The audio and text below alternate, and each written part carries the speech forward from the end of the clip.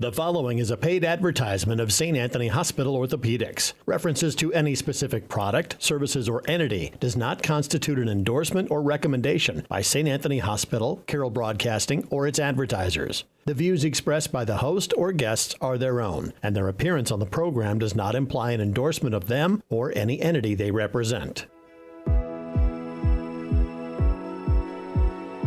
Welcome to the St. Anthony Hospital Orthopedic Show with Dr. Richard Godding. Dr. Godding specializes in joint preservation, reconstruction, and replacement surgery, and brings over 25 years of orthopedic excellence to St. Anthony Hospital and to the Carroll area. For more information about Dr. Godding, his practice, or St. Anthony Orthopedics, go to santanthonyhospital.org or make an appointment by calling 712-794-5536. Good Sunday morning, Iowa. It's Dr. Rick Godding. Thank you for choosing to involve yourself with this broadcast this morning. So, yeah, just charging straight into fall. It's clearly here from a weather perspective. I mean, it's not summer anymore. Of course, anything could happen between the time I record this on Wednesday this week, actually, instead of Monday because of the Labor Day holiday. So I'm only a few days behind, but my guess is that this weather pattern is going to continue to decline in the highs and the lows. So it's that time, pumpkin spice, canning, harvest, all of the things, that cycle. And it's pretty nice. I mean, my daughter told me that she loves fall the best, football, all that stuff. And she's excited. She's going to be going off to school next year, college. She's looking at a few different places. And they all have football teams. That's not the only reason she's picking her schools, but she definitely wants to go to a place where you can have Saturday football. And hey, man, I don't blame her. Now, I went to Oklahoma State. Of course, I went there. I graduated high school in '88. So my freshman year was the year that Barry Sanders won the Heisman. And we, at that time at Oklahoma State, were playing in a stadium that really, it was a little bit nicer than the high school stadiums in Oklahoma. So it was a different deal before T. Boone Pickens wrote the big check and we built the $400 million stadium. But I remember Saturday fall football games when you're in college, man. There's nothing better. We used to go to this place called Eskimo Joe's in Stillwater, and they had the best chili cheese fries on the planet. And I have, over the years, tried other chili cheese fries and never to ever find any as good. And then you would dip them in ranch dressing. It was not a healthy day on game day. I'll just say that. It was not filled with healthy choices and healthy decisions. But it was fun. It sure was fun. You know, well, I'm not looking forward to her being gone because I will miss her dearly and dreadfully. And I sometimes wake up in the middle of the night in a cold sweat thinking about just not having access to that love that you've had from the moment that we saw her first little heartbeat flicker on the ultrasound to now. It's just been a different planet that I've been living on. And it's going to be a different planet in a different way because of the distance, which I've just never had. I mean, I don't know that I've ever gone 2 weeks without seeing her in her entire life.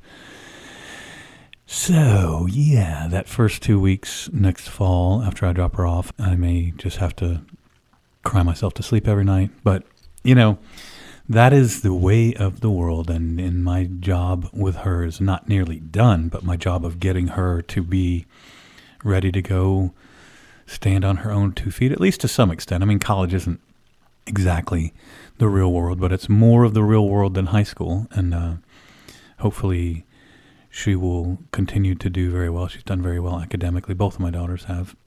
And I think that's why this fall has me really, I mean, there's just a lot of movement emotionally in my life this fall. And I think it's because I know it's my last fall with my daughter. It's her last birthday coming up in the house, last Christmas, last Thanksgiving, all those things. It's going to be the last of it while, you know, as far as having her live in the home.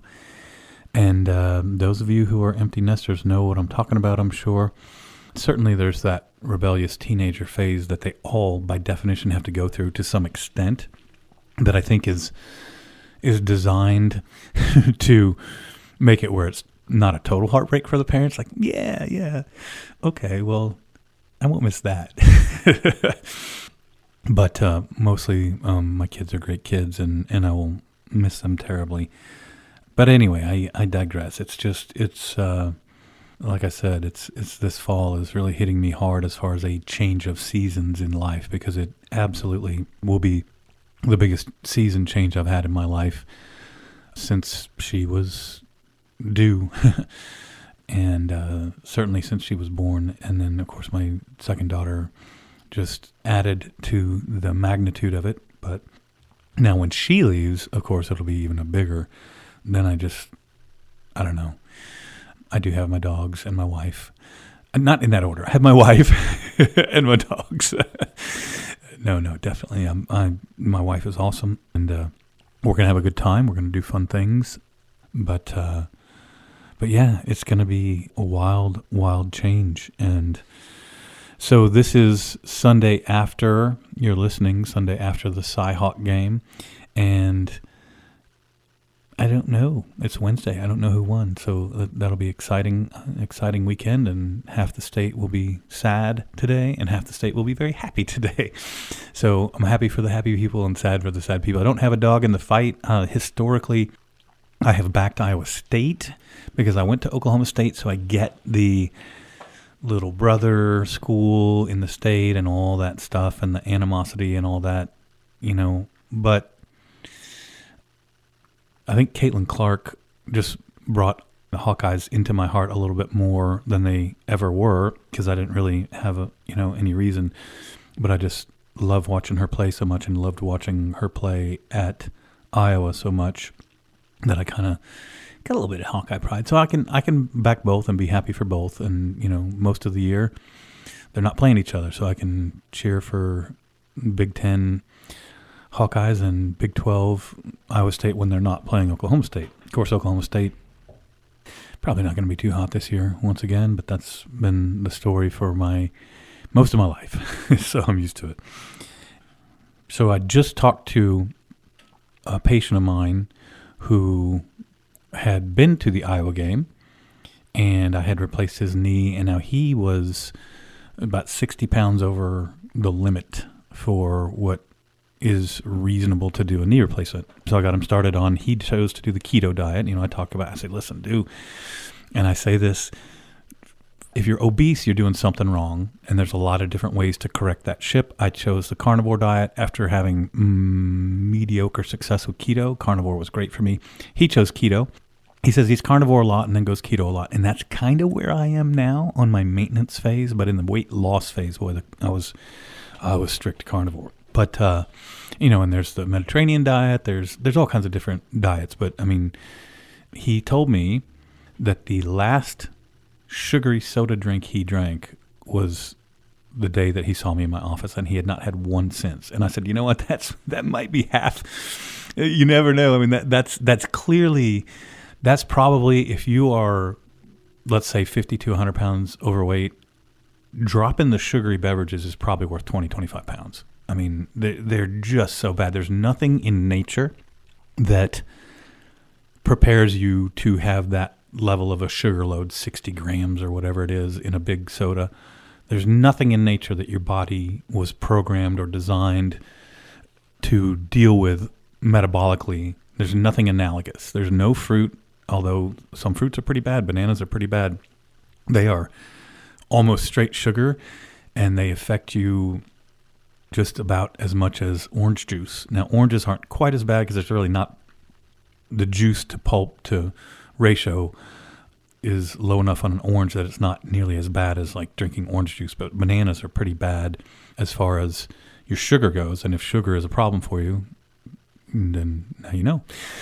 But it's really, he was telling me how much fun he had at the games. And now he says, I walk around and I'm not getting winded after 10 or 15 feet, and I'm just enjoying my life more. And I'm going to come back this fall and do my other knee. And it's just, those are, like I said, I love giving a patient a new knee because it's typically really life-altering in what they're able to do that they weren't able to do before their knee replacement.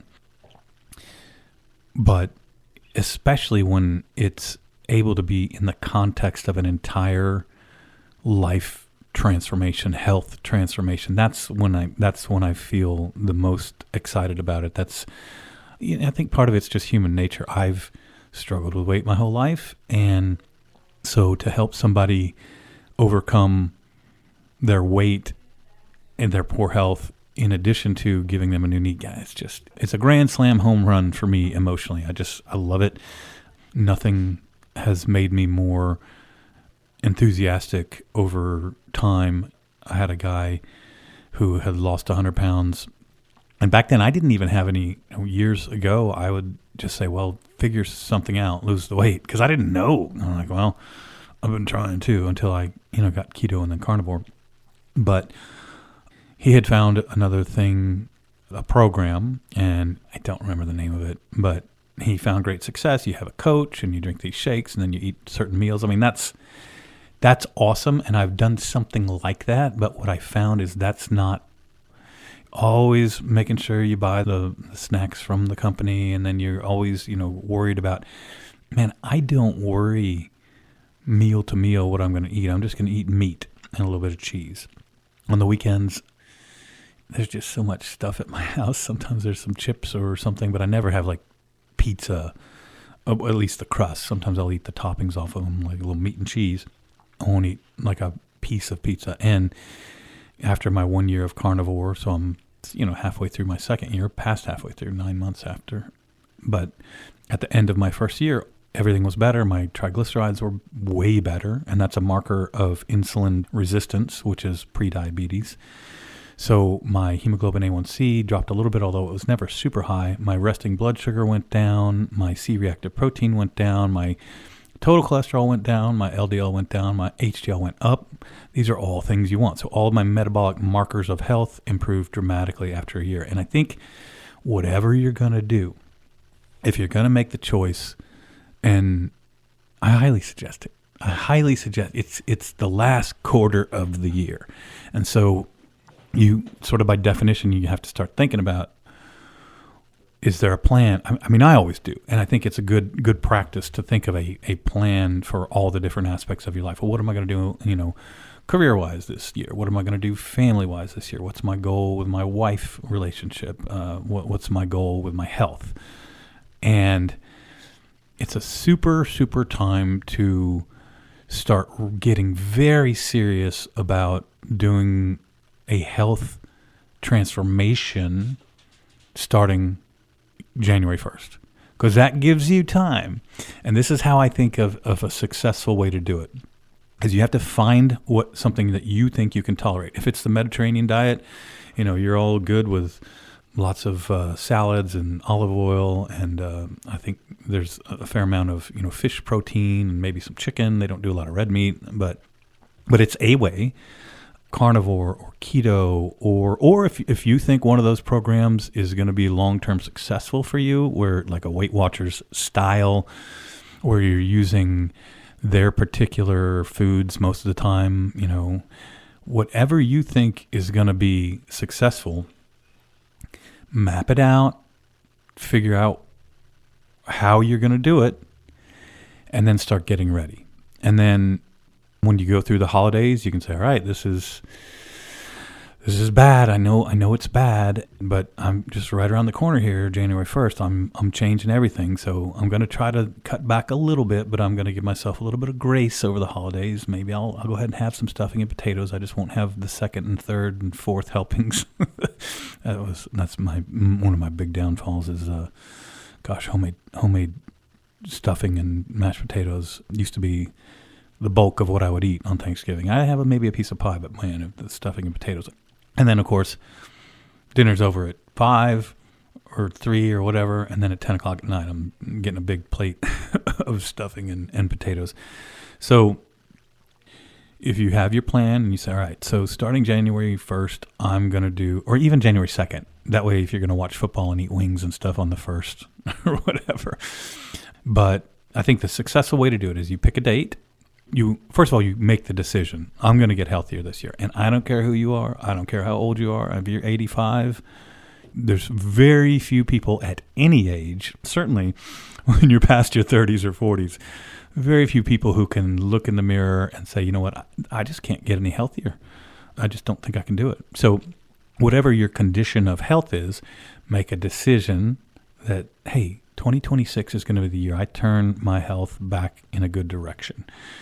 And then choose how you're going to do it. You may want to talk to your doctor if you have a lot of health things going on. I wouldn't, if you're diabetic and have several other things happening, you could certainly talk to your doctor about it. Although I don't know that the American Diabetes Association diet, I've never seen anybody have a lot of success as far as weight loss and stuff. But then there's Wegovy and the GLP inhibitors. I neither recommend nor don't recommend them. I don't know enough about them. I knew they weren't for me because I felt like there are some things about them that I didn't want to get involved with. But my aunt has been doing Wegovy, and she has lost 60 pounds and kept it off. And at the same time, my uncle has done it, and he has not adapted his diet, and he's just frustrated because, he can't figure out why he takes the medication and still doesn't lose weight, but it's the diet. I mean, you got to shift. You can't just eat fewer donuts. You got to change it up. So make the decision, decide on how you're going to do it. Consult with your doc if you think that your health is in a situation where a major change like that is going to be something that just needs some kind of monitoring. Figure out an exercise program. It does not matter. Now, you don't have to exercise to lose weight, like on the carnivore and the keto and Atkins, those kind of diets, the ketogenic diets they're called. But whatever you're doing to lose weight, you will improve it if you exercise in addition. And that can be just walking. Don't forget to lift some weights. I always say that, even if it's a couple pounds in your upper body, lift some weights. So make the decision. You're going to change your life 2025. Get it in your head. Put it on your calendar. Pick a method, whether it involves medication or not medication or just diet, and then add some exercise. I think is a good idea if it's possible for you. Consult with your physician if you think that your health is in a situation where a major change like that can have some sort of danger attached to it. And then start telling people. That was big for me, is I was like, yep, I'm starting this carnivore diet January 1st. This was a couple years ago, of course. And almost 2 years ago from right now, I made that decision because I was just, I got to do something. I've just not gotten this under control. When you tell people, you put a lot of pressure on yourself for sure, but pressure can be a good thing. I mean, if you can't walk around and tell people for 3 months you're going to do something and then quit after 2 weeks. And then you'll be like, oh man. And, if you do, then get right back up on the horse and say, all right, now I'm starting February 1st. But that's sort of what I think is a successful way to begin this whole process, is make your decision, choose your method, add in some exercise, speak to your doctor if you think it's necessary from a health perspective as far as maintaining your health and not getting into trouble with your diet.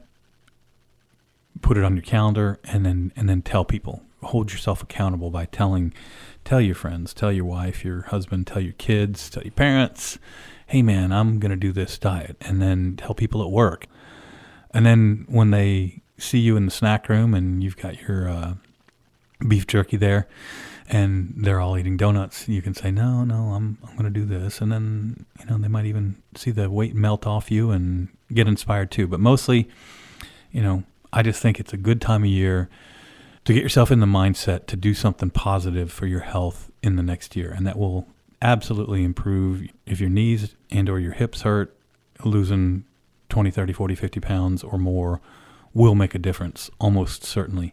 And either way, it's going to be better for your heart, better for your happiness, and better for how you're going through the world. So let's start off this last third of the year with at least some thought process of making 2026 a year of health and well-being. All right, well, very good. That's the show this week, and thank you all very much, Dr. Rick Godding, and I will be back next week, and have a blessed week, Iowa. This has been the St. Anthony Hospital Orthopedic Show with Dr. Richard Goding. For more information about Dr. Goding, his practice, or St. Anthony Hospital Orthopedics, go to www.santanthonyhospital.org or make an appointment by calling 712-794-5536.